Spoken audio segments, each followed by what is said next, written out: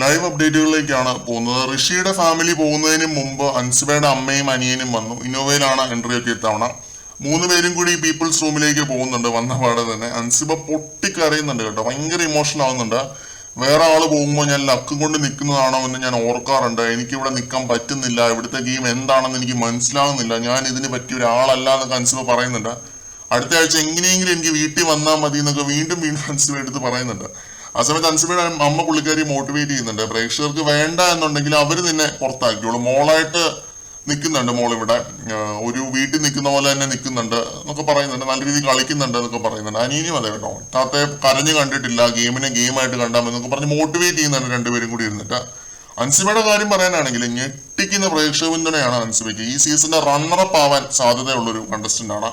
ജിൻഡോ ഇല്ലാത്ത പോളിലൊക്കെ 40% ഒക്കെയാണ് അൻസിബയ്ക്ക് കിട്ടിക്കൊണ്ടിരിക്കുന്നത്.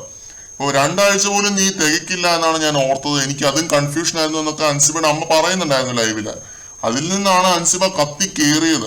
അപ്പൊ നിങ്ങളൊന്ന് ഓർത്ത് നോക്കണം, സെൻസിബിലിറ്റി ഇല്ലാത്ത ഒരു കൂട്ടം കണ്ടസ്റ്റൻസിന്റെ ഇടയിൽ വളരെ സെൻസിബിൾ ആയിട്ട് പക്വതയോടെ കാര്യങ്ങളെ സമീപിക്കുന്ന ഒരു കണ്ടസ്റ്റന്റ്, അവിടെയാണ് അൻസിബ വേറിട്ട് നിന്നതും പ്രേക്ഷകർ അൻസിബയ്ക്ക് വോട്ട് കൊടുക്കാൻ തോന്നിയത് ഇതുകൊണ്ട് തന്നെയാണ്. അതാണ് എനിക്ക് ഈ കാര്യത്തെ കുറിച്ച് തോന്നുന്നത്. ഇതിപ്പം അൻസിബയുടെ അമ്മയും അനിയനും ഇത് പറഞ്ഞു കൊടുക്കുമ്പോൾ അൻസിബ കരച്ചിലൊക്കെ നിർത്തി കാമാവുന്നുണ്ട്. ഓക്കെ, എനിക്ക് പ്രേക്ഷക പിന്തുണ ഉണ്ടല്ലേ പുറത്ത് ആലോചിച്ചിരിക്കുന്നുണ്ട്.